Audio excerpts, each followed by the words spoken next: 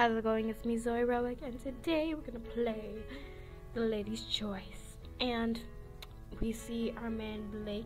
Now, he's not shirtless, but let's be honest, he pretty much is, and got that bulge there. Anyways, I did not expect to ever see you looking quite so disheveled. He glances down at himself for a moment, as though only now realizing his state of attire. You look good, honey. I apologize. I don't expect to meet company today. I'm not complaining, Captain. I believe the look suits you well. oh, hey. I'm glad it pleases you. As soon as the words pass his lips, he glances away and clears his throat. Hey, I love it. I love it. Yeah. Oh. I also shift my gaze, unsure of my sudden boldness. Apparently, Arabella's forwardness is rubbing off on me. I'm great. Look at this. Matchmaking. He shifts further towards me as a couple passes us by on the path. Wait, what? He shifts further towards. Oh, so he's getting closer? His close proximity makes my skin prickle with heat, so I talk to try and quell the excited feeling. Do you train often? Well, I'm just gonna say something to not feel so awkward. Let's ask a very broad, non-specific question, non-depth. No, just be like, oh, do you train often? Sorry. What a weird question. As often as we can, though that is somewhat limited by the space in town. Is it just a limited space, or the people that you dislike about Bath? Both, I suppose. I grew up in a busy town surrounded by more people than should live in one small area. The thought of living somewhere such as the countryside appeals to me vastly, I cannot deny. But what about you, Miss Buttersworth? Do you enjoy town? I've heard it has not appealed to you for some years.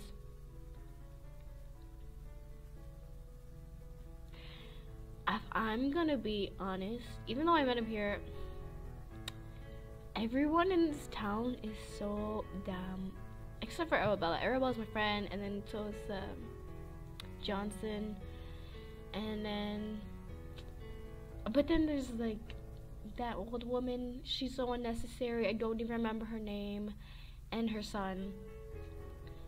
I really hate him.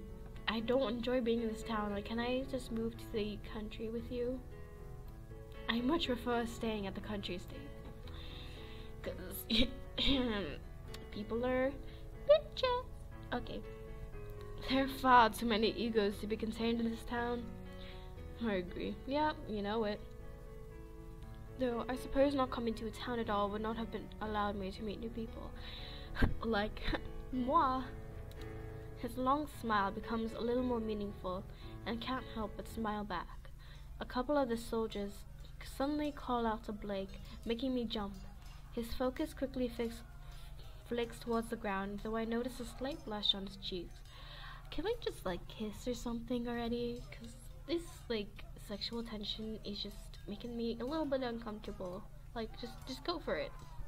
Well, I mean not now, but cause he's probably busy, but he's gone the next moment.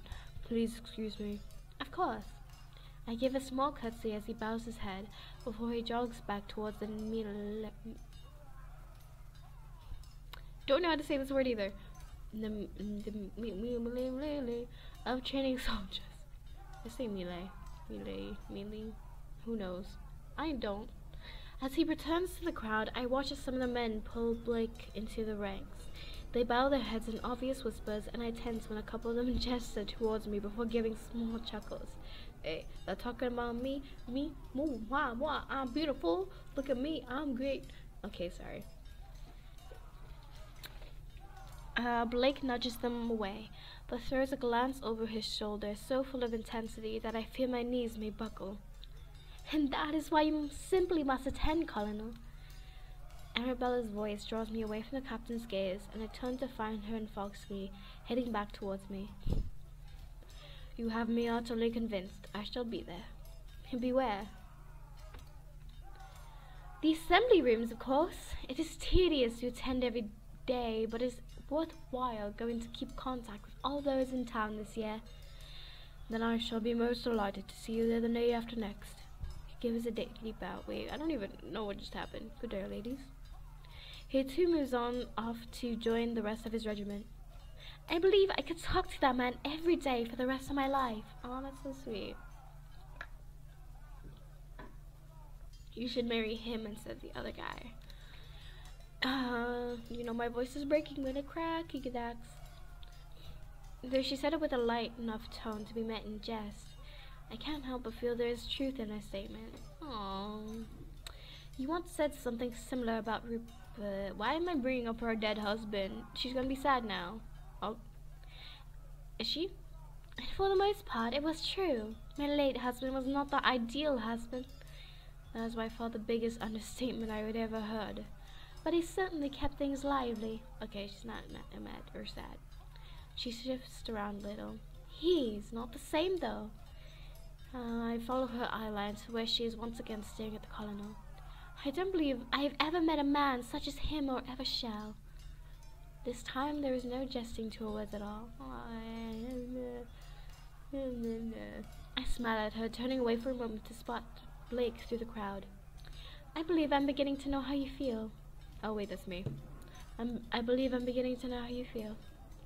I curl my arm into hers and we finally head away from the park to return home. The next day is the most relaxing one I've had in some time. I spent it writing to my family, as well as arranging meals and chores with Johnson. But the day after, Arabella ensures I do not forget the appointment with the colonel.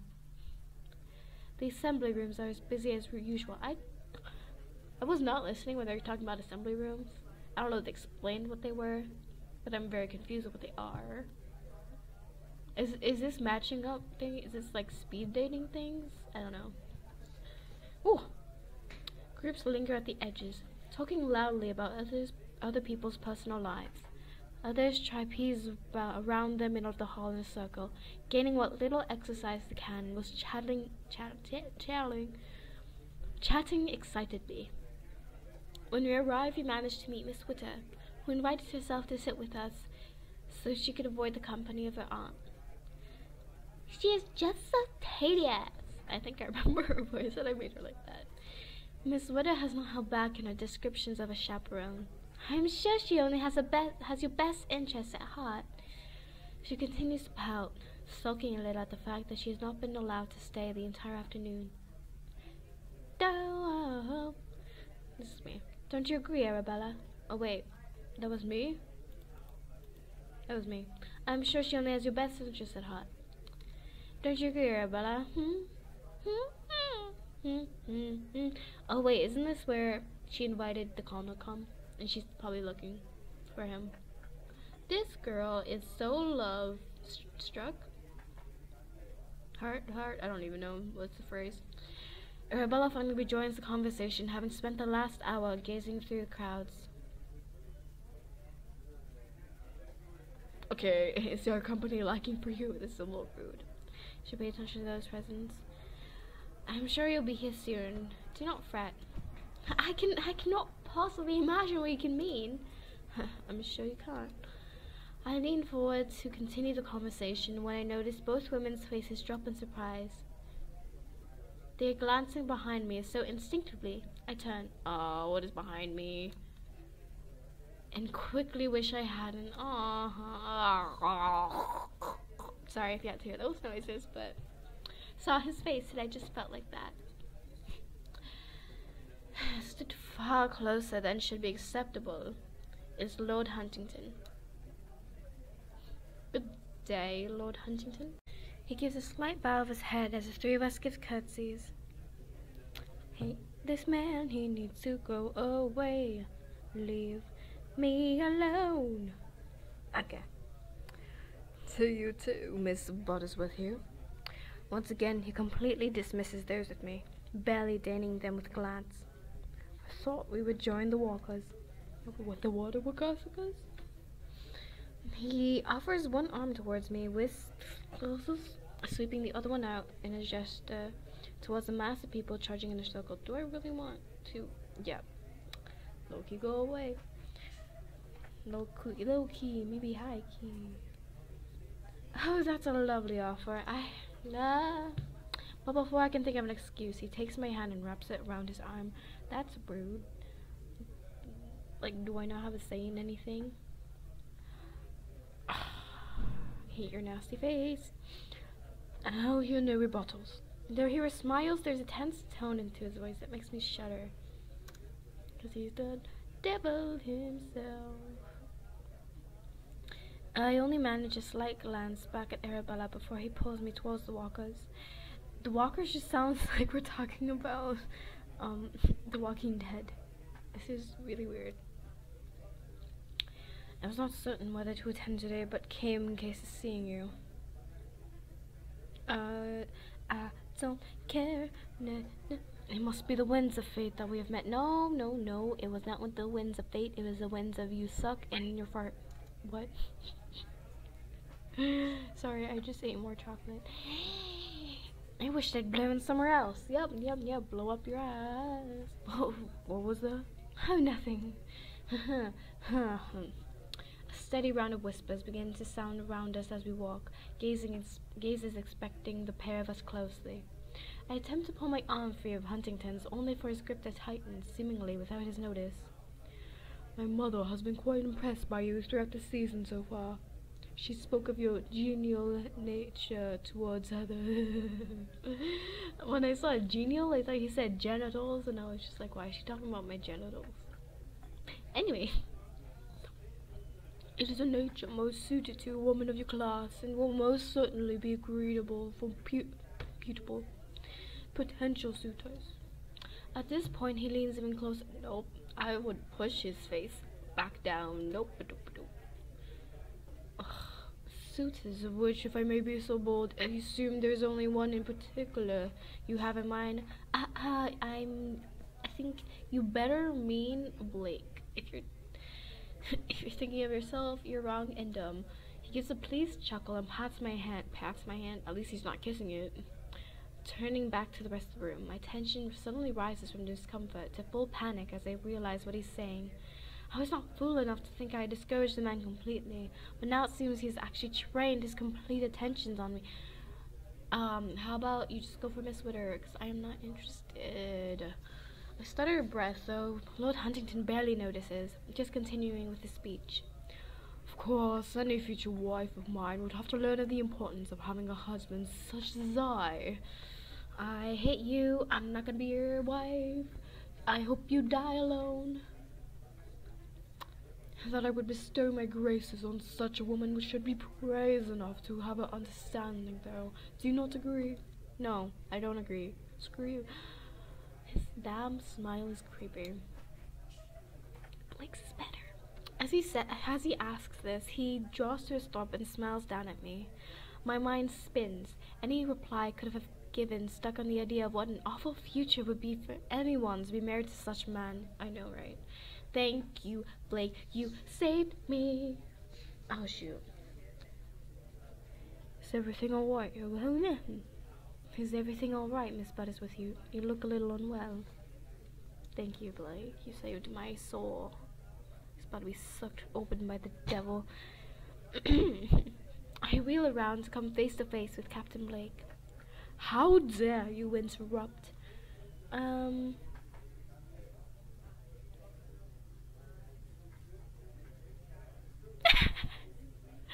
Kinda want to just be like,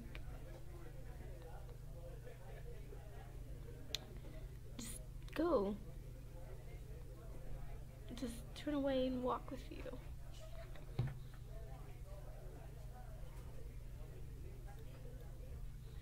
I say nothing to Huntington, simply snapping my hand from his grasp and transferring it to Blake's. Oh, snap, screw you. Okay, Miss. I do not even listen as he calls for me, just continuing to walk away.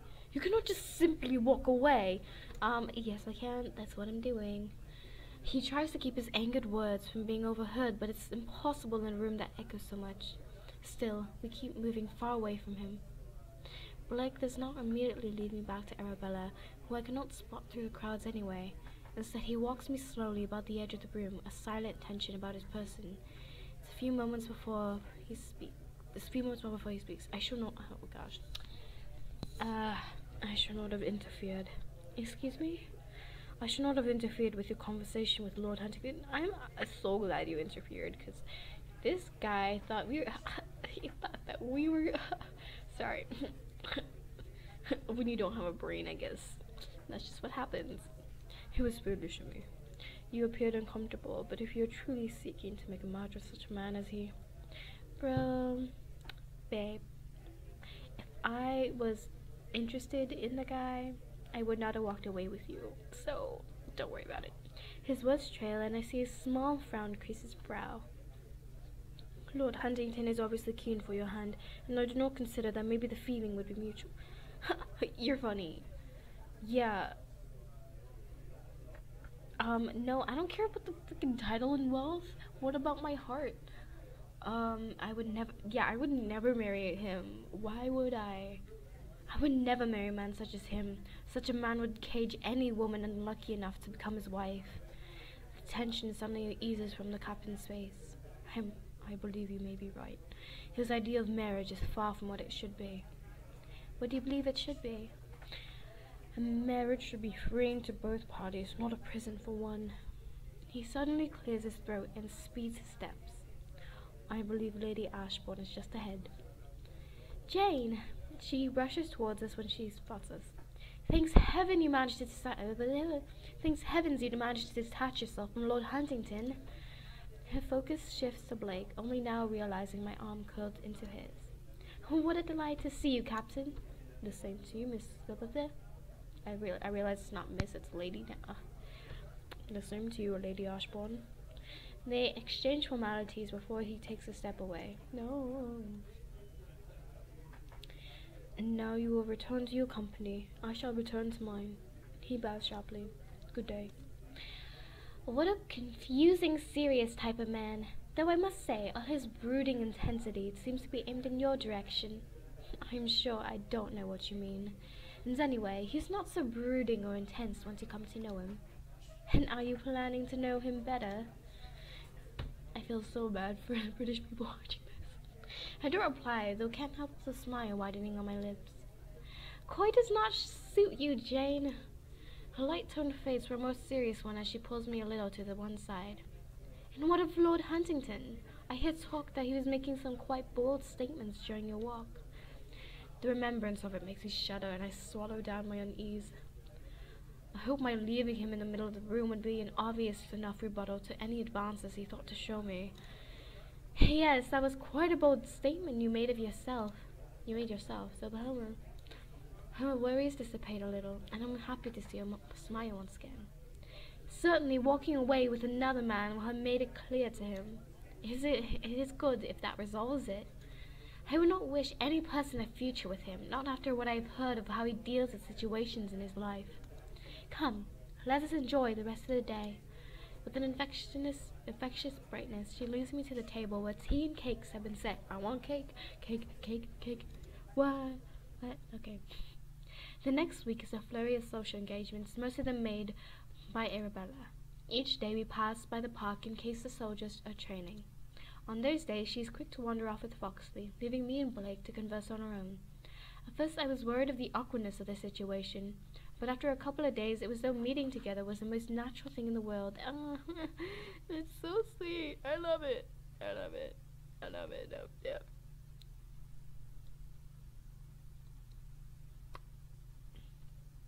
Blake's stiff demeanor gradually faded, and I'm pleased that his relaxing in my presence allowed me to know him better. Oh, yeah. Oh, yeah. For such a quiet, tense man, he was surprisingly passionate on many varied topics. A full week quickly passes, and each morning I was growing even more eager for our meetings. Hey! That's so nice. I love it. When the night of Lady Thomasina's gathering arrives the week after that, the officers are kind enough to escort us. There is no wind that night, but still the coolness of the evening settles against us. I give a slight shiver. Are you chill, Miss Buttersworth? I'm chill. If you chill, let's Netflix and chill. Sorry. Miss Buttersworth here. I do not have a chance to respond before he tugs me a little closer, my hand wrapped further into his arm. Thank you, Captain. He's more formal than he has been for the last couple of weeks, and I wonder if it is due to being more in public. So I cannot help but enjoy his company far more than I probably should. Are you looking forward to tonight's gathering, Captain? Arabella has not failed to remind me every day of what an honor it is to be invited to one of Lady Thomas's private parties. I admit, the honor of it all is a little lost on me, but I am glad to accompany you to it. And so much as that I would not wish you or Lady Ashbourne to be walking alone to such an event. Of course, Captain, I understand your meaning quite well. He gives a smile, one that makes my heart pound a little faster. Keep up, guy, or we'll leave you behind. I know that's not his voice, but it's killing my voice. So small of the what? The guy voices are killing my voice. Foxy calls back to his friend, whose expression quickly straightens. We arrive outside Lady Thomas's. How the hell do you say this girl's name? Thomasina's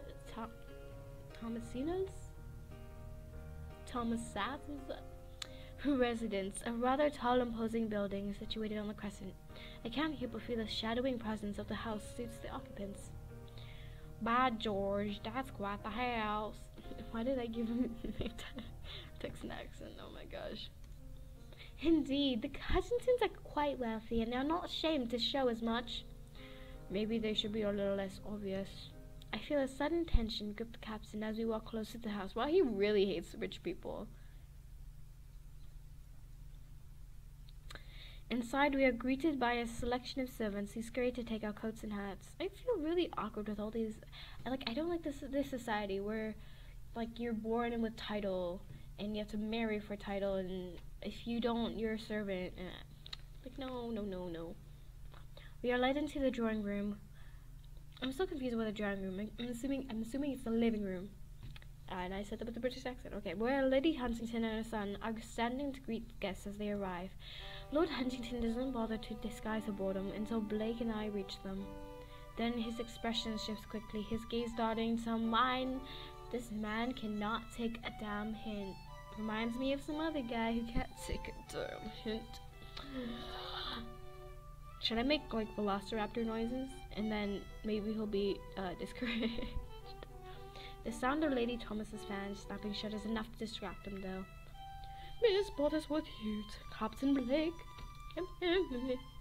We exchange formal greetings. It's good of you to join us. The officers are most honored to be invited to this select gathering, Lady Huntington. Though he speaks the words, there is little emotion behind them. I open my mouth to respond also when a hand curls around my own. Is that his hand? Oh, no. Oh, chop off your hand. Where's my knife? In my pants. Oh, well, they don't wear pants. In my skirt. Okay. I've been most eager to see you again, Miss Buttersworth here. To allow me to introduce you to some of the most illustrious guests this evening. Before I have a chance to reply, he yanks me away. No. I barely managed to glance back at Blake, who was frowning deeply in Lord Huntington's direction. Can you see me again, please? I don't want. After being dragged to the other side of the room, I finally snapped my hand from his grasp and draw to a stop. Come, I shall introduce you. Yeah.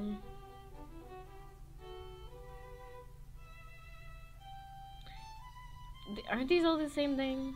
I arrived with Captain. What? Like, let's say I arrived with Captain Blake. Is he just gonna be like, oh, okay? Or should I?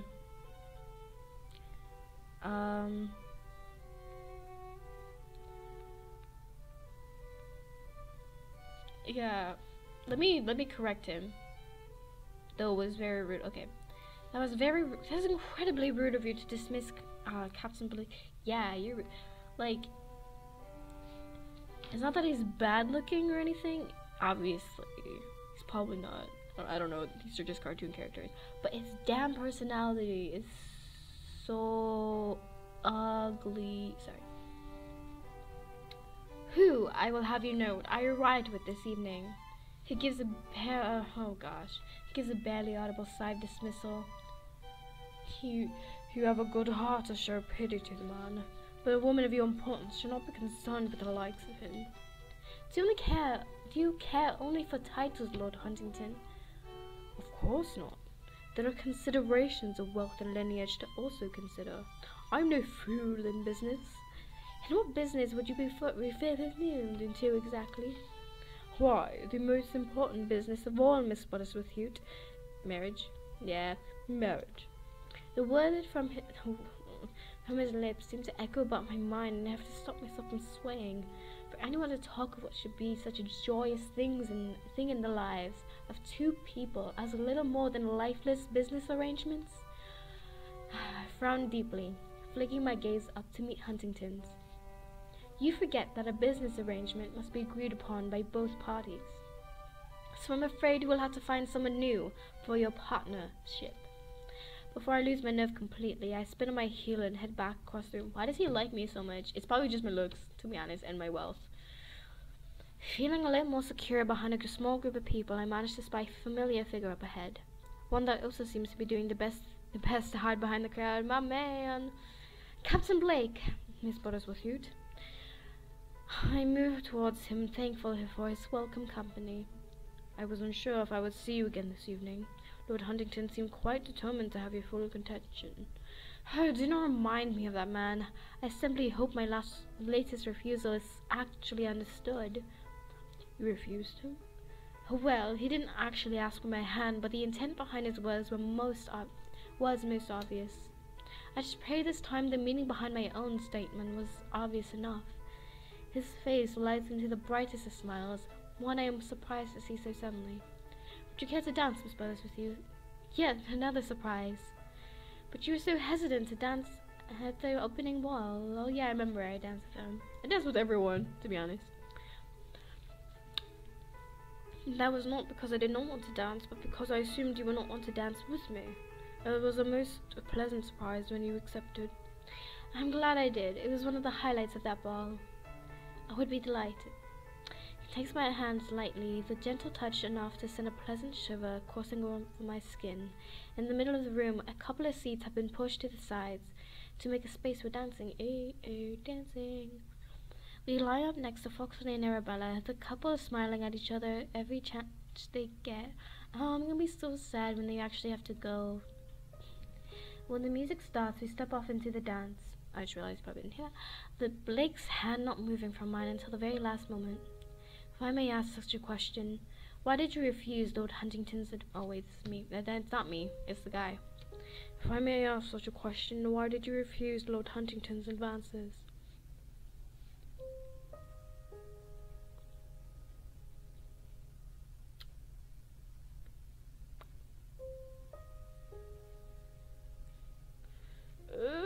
He actually used the word business when preaching a topic. I mean, that's one thing, and my affections do not sway in this direction, but others.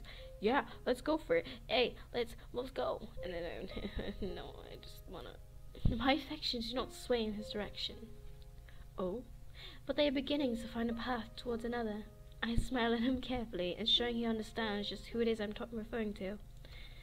When he realizes Blake's flawless dance steps almost stumble.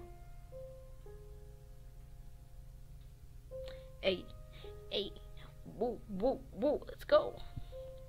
I'm sorry, Miss Buttersworth. I must have misheard. No, Captain, you did not. At that moment, we paused before each other, his body barely an inch from mine. Then I shall work hard to ensure that those feelings continue on this path. He moves back with the beat of the music, my body barely managing to catch up with the other ladies as his words swirl around my head. I can barely hear the tune any longer, my heartbeat sounding so loudly in my ears. As we continue to dance, each small touch we manage only makes my body react further. I barely remember that there are others around us. Oh, is something gonna happen? Well, you're gonna have to find out in the next video. Yeah, haha. Hope you're enjoying. Till the next. Bye.